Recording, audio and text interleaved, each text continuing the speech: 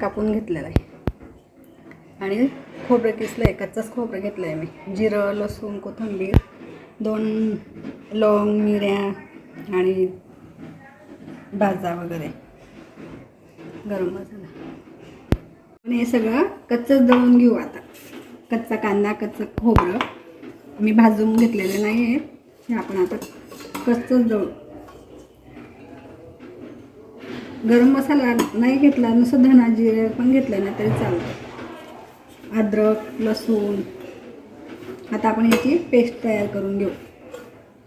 कोथिंबीर,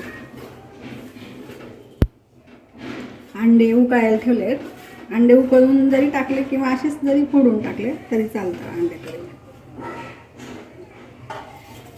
आता मी याच्यात थोडंसं पाणी टाकून याचं वाटण तयार करून घेते.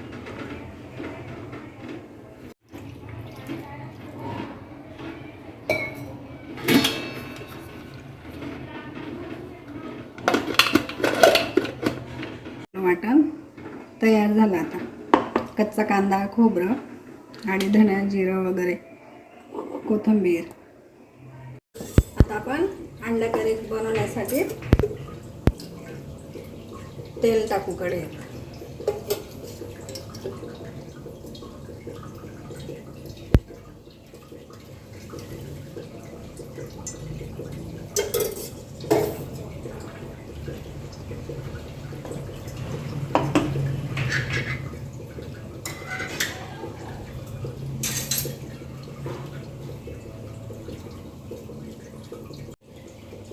तेल गरम झालं की त्याच्यात टाकून हे वाटण टाकू.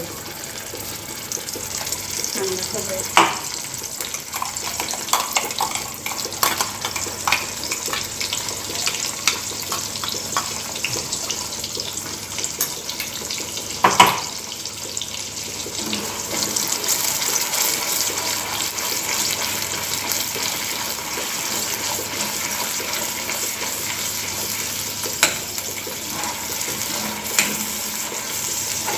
कोथिंबीर टाकली आपण त्याच्यात, म्हणून ते वाटण हिरवं दिसतंय.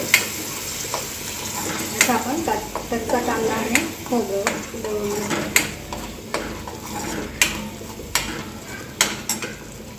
आपण कच्चं दळलं आहे त्याच्यामुळे त्याला थोडंसं चांगलं तेलात परतवून घ्यायचं.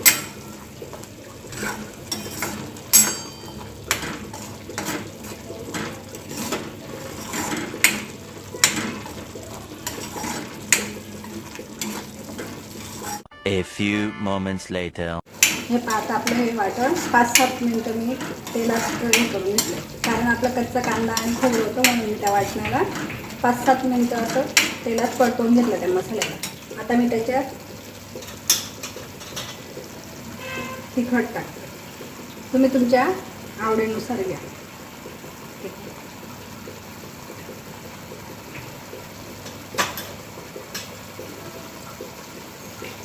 थोडासा मसाला टाकते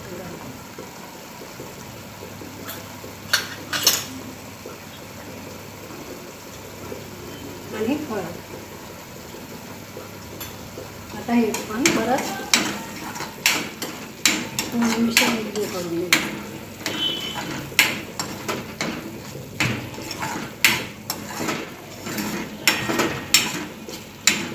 मसाल्याला तेल सुटेल तोपर्यंत थोडंसं असं त्याला परतवून घेऊ.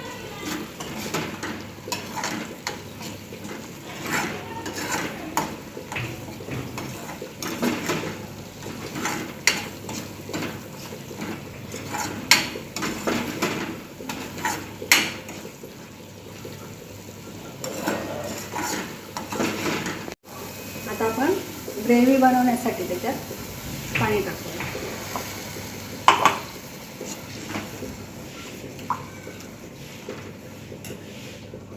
गरम पाणी केलंय म्हणजे भाजीला तेल सुटतं चांगलं गरम पाणी टाकल्याने.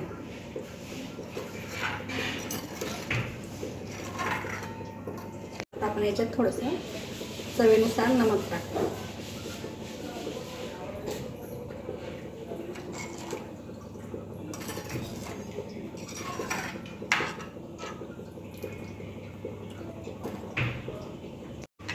हे पहा आपली ग्रेव्ही आता तयार आहे. हिला आपण आता 7-8 मिनटं असं उकळी आल्यावर मग त्याच्यात अंडे बॉईल केले ते टाकू. हे पहा इथे आपले अंडे बॉईल झाले आहेत. आता त्यांचे आपण असे 2 भाग करायचे.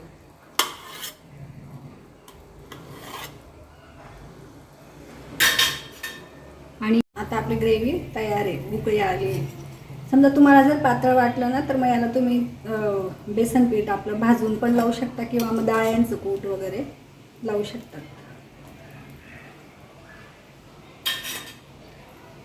आता आपण याच्यात हे बॉईल केलेले अंडे टाकायचे.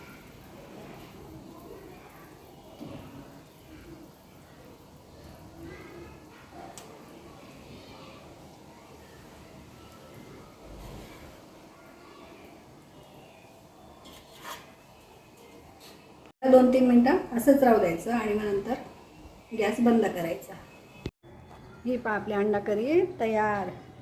तुम्ही पण बनवून बघा आणि लाईक करा, शेअर करा आणि सबस्क्राईब करा. फ्रेंड्ससोबत शेअर करा आणि तुम्ही पण स्वतः बनवून बघा आणि खाऊन पहा आणि मला कमेंटमध्ये सांगा की कशी झाली तुमची अंडा करी.